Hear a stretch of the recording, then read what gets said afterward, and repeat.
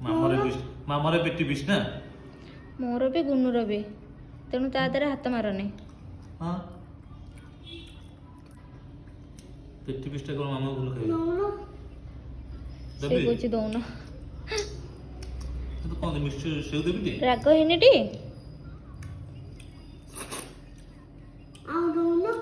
ନା ଠିକ୍ ଅଛି।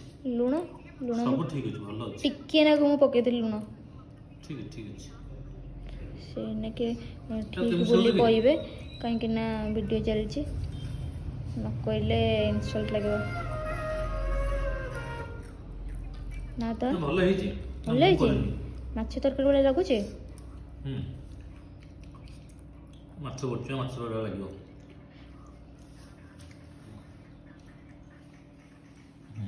ପଡ଼ିପିଲା ସେ ଗୋଟେ ମୁଣ୍ଡ ବି ନେଇକି ଆସିଛନ୍ତି, ସେ ମୁଣ୍ଡଟାକୁ ଖାଇବେ। ମୁଣ୍ଡଟା କିଏ? ମୁଣ୍ଡଟା ତୁ ଖାଉ ନା?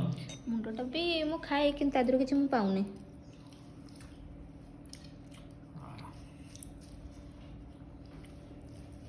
ପୁରା ଥାଳି ଫୁଲ ଭାତ, ଥାଳି ଫୁଲ ତରକାରୀ। ମାଛ ତରକାରୀରେ ସେ ଅଧିକା ଭାତ ଖାଆନ୍ତି ବୋଲି ଆହୁରି ଭାତ ଥୁଆ ହେଇଛି। ଆମର ଗୋଟେ ଘଣ୍ଟା ଟାଇମ୍, ଗୋଟେ ଘଣ୍ଟା ଭିତରେ ଆମେ ଯାହା ରୋଷେଇ କରିବୁ। ଆମେ ଭାତ ସହିତ କିଛି ଗୋଟେ କର, ଖାଅ, ଚାଲ। ଖାଲି ଭାତ ତରକାରୀ ଆମେ ଖାଇବା। ବାହାର ଖାଇବା ବୋଲି ଏତିକି ଘରେ ଖାଇବା ଭଲ। ରେଗୁଲାର ବାହାର ଖାଇକି ଯାଇଛି ଅବସ୍ଥା। ମାଡ଼ି ଚାଲ, ଖାଇ ଚାଲ, ଖାଇ ଚାଲ।